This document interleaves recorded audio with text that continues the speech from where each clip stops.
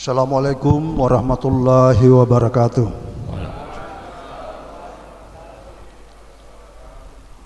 Alhamdulillah, alhamdulillahi rabbil alamin, wa bihi nasta'in ala umuri dini waddin. Wassalatu wassalamu ala asrafil anbiya'i wal mursalin wa ala alihi wa sahbihi ajmain.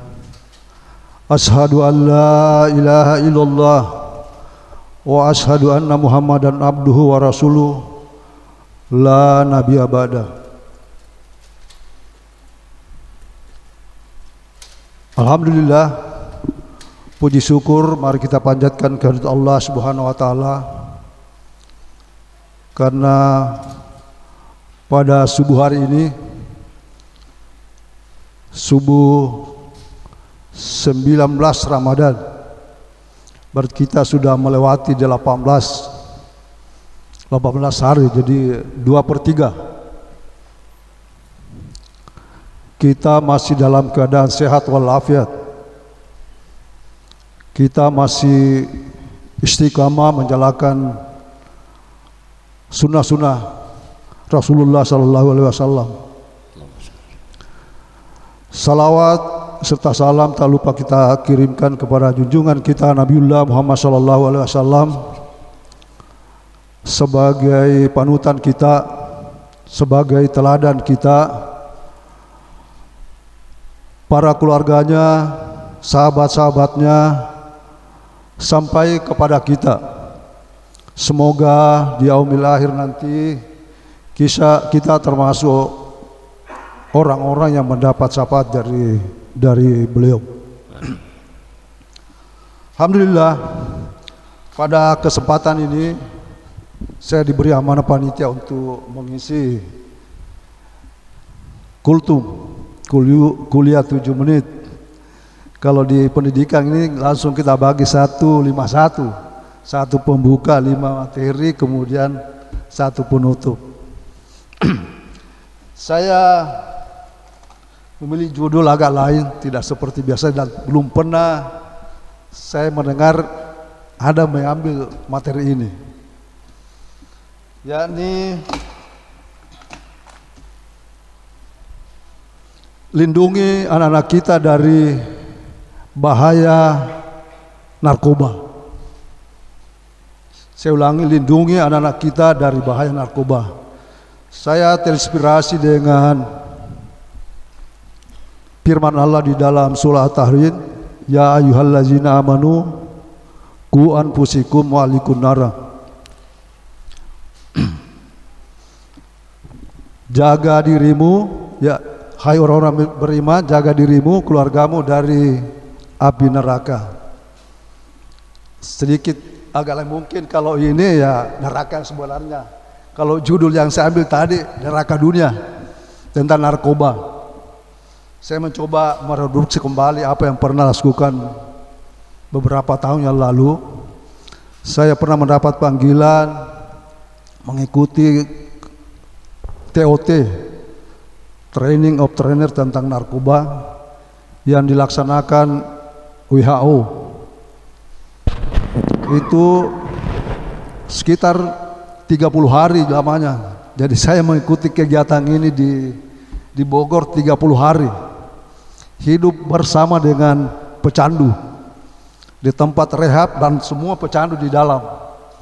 Jadi sharing dengan pecandu, kemudian pemateri dari WHO. Saya kira mudah-mudahan bisa menjadi renungan kita nanti, bapak-bapak dan ibu-ibu yang sementara kita masih membina anak kita.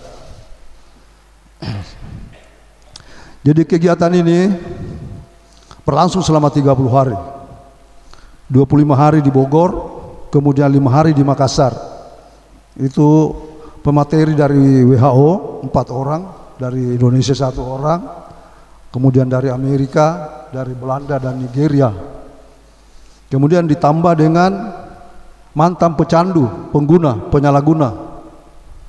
Jadi pemateri yang memberikan materi kepada kita adalah mantan-mantan pecandu yang sudah bisa keluar dari masalah ini. Ditempatkan dalam satu tempat yang sama, tempat rehab, hanya berpisah kamar tapi satu kompleks. Itulah yang kami lakukan selama kurang lebih 30 hari. Selain mendapat materi dari pemateri inti dan pemateri dari mantan-mantan pecandu, ada satu kegiatan yang dilakukan oleh pecandu atau anak-anak yang sementara rehab yang menarik perhatian saya. Jadi selain materi setiap hari yang kami dapat, saya tertarik dengan kegiatan sebelum mereka melakukan aktivitas lain, yaitu di pagi hari. Kegiatan itu kurang lebih sama dengan yang kita lakukan di Minggu Berkah. Mereka duduk melingkar, kemudian sharing. Ada yang memukakan masalah, kemudian mereka bersama-sama mencari solusi dengan apa yang disampaikan. Ada beberapa kelompok, setiap pagi itu mereka ada beberapa kelompok. Saya memilih 3 kelompok. Saya minta izin sama penanggung jawab, apakah saya bisa ikut dalam kegiatan mereka. Penanggung jawab mengatakan hati-hati karena mereka itu orang-orang yang sensitif. Mereka biasa tidak mau menerima kita kalau mau bergabung dengan mereka. Tapi saya mencoba, karena dibilang silakan Pak masuk, tapi itu harus hati-hati, jangan sampai salah. Jadi saya masuk memperkenalkan diri bahwa saya ini teacher counselor. Saya ini guru counselor di salah satu sekolah di Makassar. Alhamdulillah saya diterima karena mereka memang sementara selalu berkomunikasi dengan counselor, psikolog. Ada beberapa yang menarik yang menjadi pertanyaan saya pada mereka. Kapan memulai? Kapan mereka pertama kali menggunakan narkoba? Dari 3 kelompok yang saya ikut, pada umumnya mengatakan di usia muda.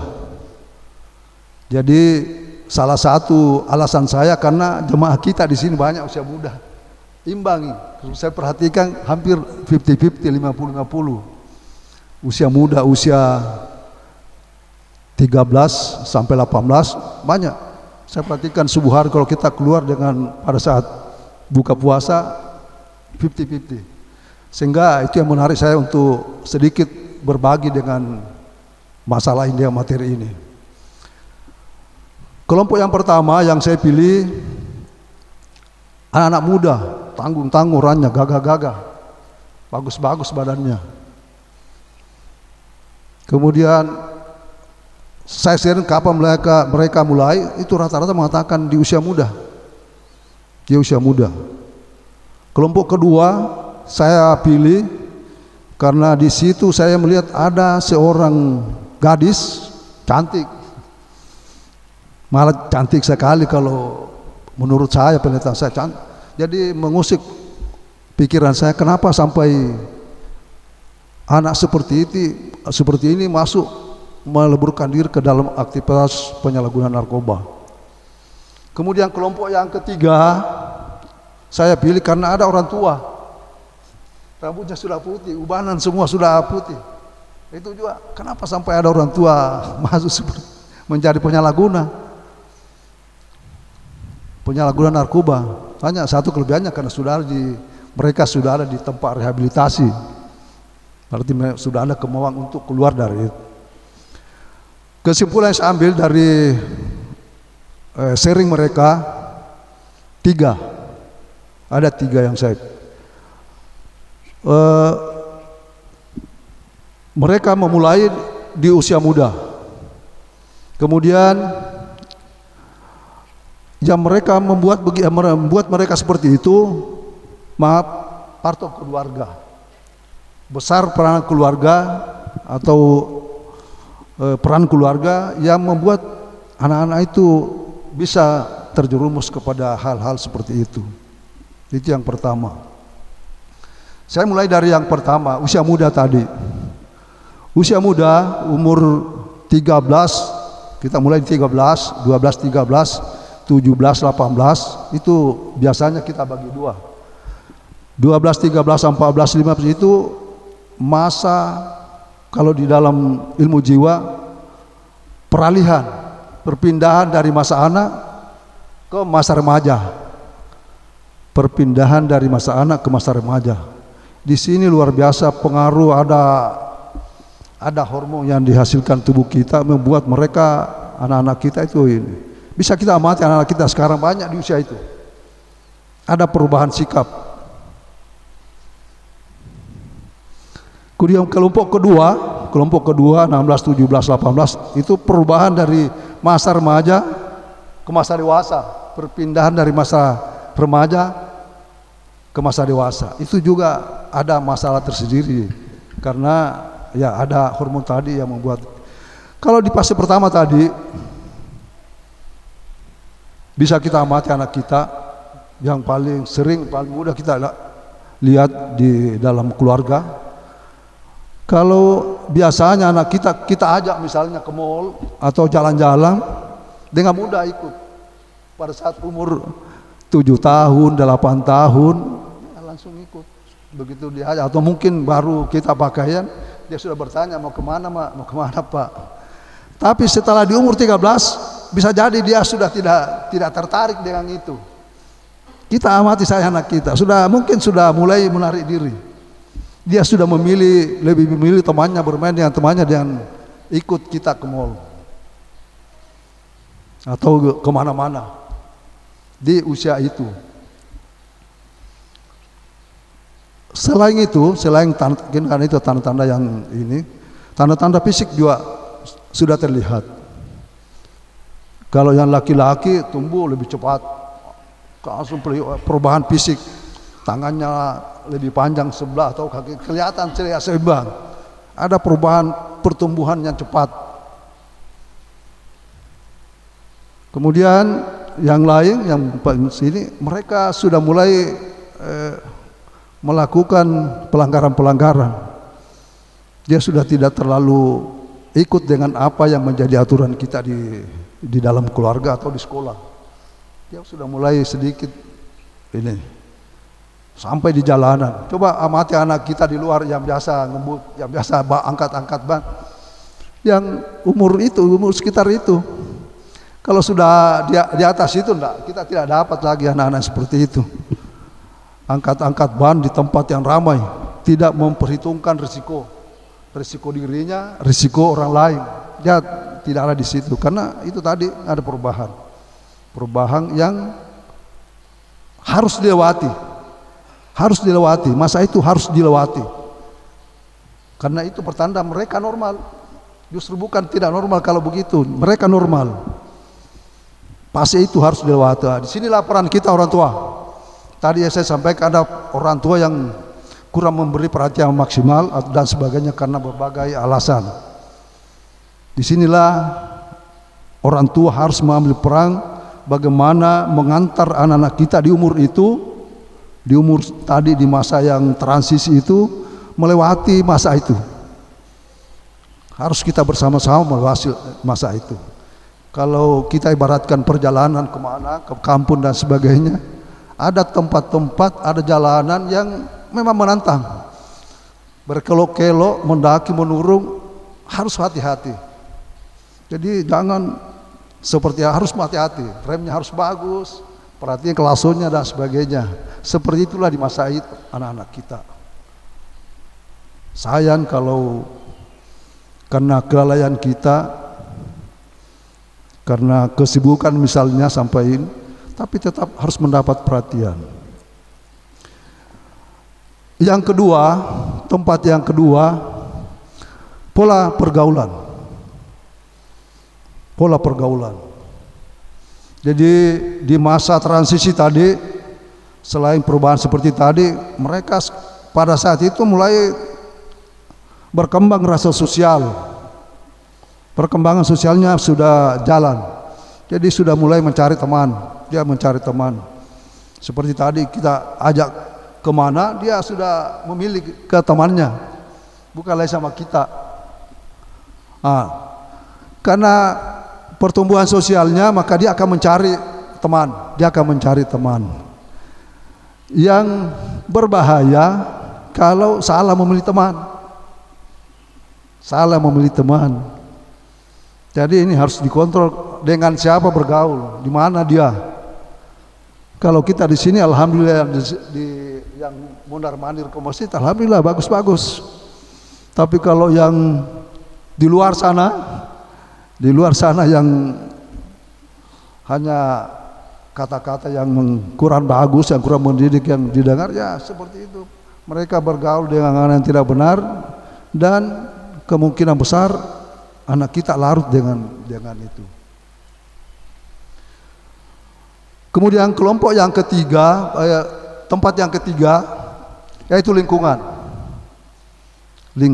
Jadi ini saya simpulkan dari beberapa pertanyaan saya terhadap pecandu dan materi yang ini. Jadi lingkungan juga memberi peran yang sangat besar terhadap penyalahgunaan narkoba. Informasi yang kami dapat dari orang-orang WHO itu, mereka sudah tahu misalnya di Makassar atau Jakarta itu sudah tahu di mana lingkungan yang kurang bagus yang memungkinkan anak kurangi. Makassar saya kira ada di sini, ada tempat yang mayoritas di dalam itu banyak pengguna, banyak pengedar. Semoga di tempat kita tidak ada, ya mudah-mudahan tidak ada di tempat kita. Saya teringat waktu saya pertama pindah, ada kemanakan dari polisian, kaget dia waktu dia saya Pak Ali di sini, ya saya sedang. Mudah-mudahan tidak ada ini di tempat ini yang seperti ini. Jadi lingkungan. Kemudian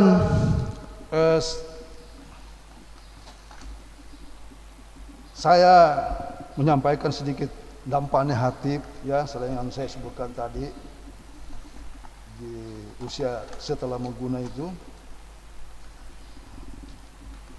Ada perubahan sikap. Tadi ada perubahan sikap. Amati keluarga kita, anak kita, cucu kita. Ada perubahan sikap. Ada emosi yang tidak terkendali. Ada perilaku menyimpang. Ini perilaku menyimpang yang bahaya. Kalau sudah menyimpan tentang seks, maaf anak-anak yang masih ini bisa jadi selain menjadi pecandu, pengguna yang sudah melebihi batasnya, bisa jadi kalau misalnya dia melakukan seks bebas, bisa jadi sampai terinfeksi HIV. Dan banyak, Makassar banyak. Dari data yang dikemukakan dari WHO itu banyak, Makassar banyak. Dan hampir seluruh kabupaten kota di Sulawesi Selatan ada orang yang terinfeksi itu. Bahkan sudah sampai ke AIDS yang lebih tinggi lagi. Kemudian kalau di sekolah prestasi belajar turun. Yang tadinya bagus nilainya tiba-tiba anjlok. Nah, itu bisa kita teliti, kita pelajari kenapa tiba-tiba seperti ini. Kemudian tadi program bebas yang kemungkinan sampai terinfeksi HIV. Ini kalau data yang pernah disampaikan dari WHO itu ya Makassar cukup banyak.